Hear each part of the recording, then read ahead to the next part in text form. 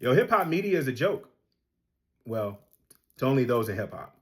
What up, though? We got to have a conversation about disrespect when it comes to our culture. I don't know if you saw recently, but there was a clip going around of writer, journalist Rod Markman and artist Rod Markman, who was having an interview with Tory Lanez, I guess a couple years ago, when Tory Lanez was reciting the Lil Wayne verse. And he passed it to Rob, and Rob didn't know the rest of the verse. Well, Drake had replied underneath that post and said, quote, "Of course a goof like Rob is going to mess this up." And Rob actually replied back and said, "I would have something to say, but you'll sue." Something like that. And actually, that was actually a bar. And he was actually right. You do need to be concerned about that. But it brought up a bigger issue for me. And it brought up a thing about why is it that it feels so cool for us to have a culture where we diss ourselves? I saw Jermaine Dupri on the Joe Budden podcast, and they asked him about this whole idea that the fact that the BET Hip Hop Awards and the Soul Train Awards are going to be suspended or canceled for the time being. And Jermaine Dupri had an interesting take. I'm paraphrasing. And he said, they would ask you to be dressed up, to wear a suit, to come to these award shows. And you would see artists complain and be like, "I'm not doing it." And they throw on whatever. But yet they'll go to the Grammys dressed up and suited up. We need to be put on punishment. We need to have this taken away so we can actually know that, yeah, nobody else love you like we love ourselves. All that's a paraphrase. And I got to admit, I kind of agree with Jermaine Dupri on this one.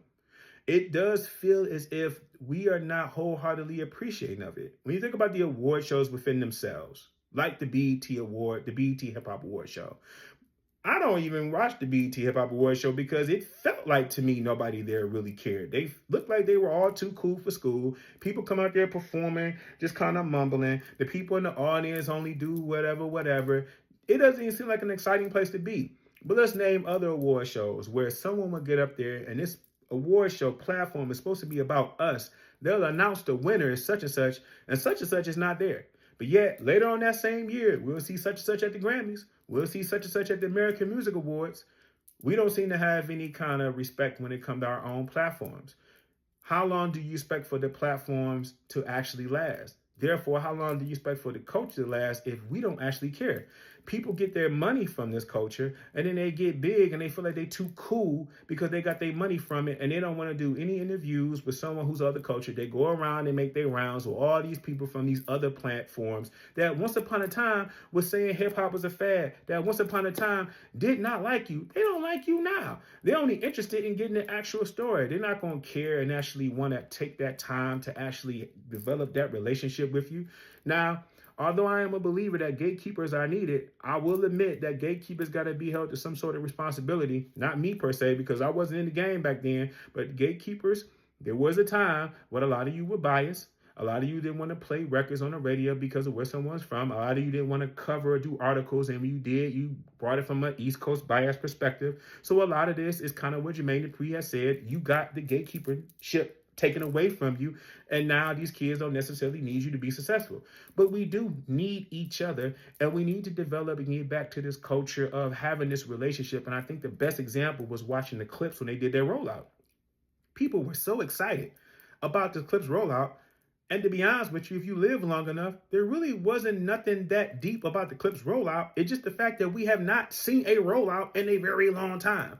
I even had somebody I know who had a little homie that said, "I feel like the Clipse album is being forced on me." No, this is what a rollout is.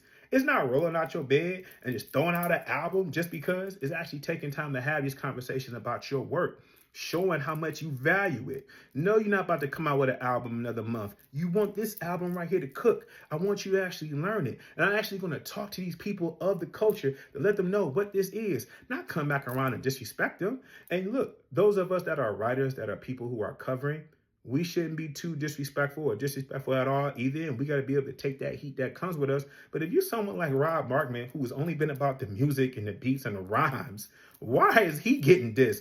Because he simply agreed with everyone else that Kendrick Lamar won that battle? Ding, ding. How many people you got around you that is always nursing you and taking care of you and making you believe that you're the greatest above, to the point where if a separate opinion comes, you upset about it? What does that say about you as a person? And what does that say about us as a culture for allowing it?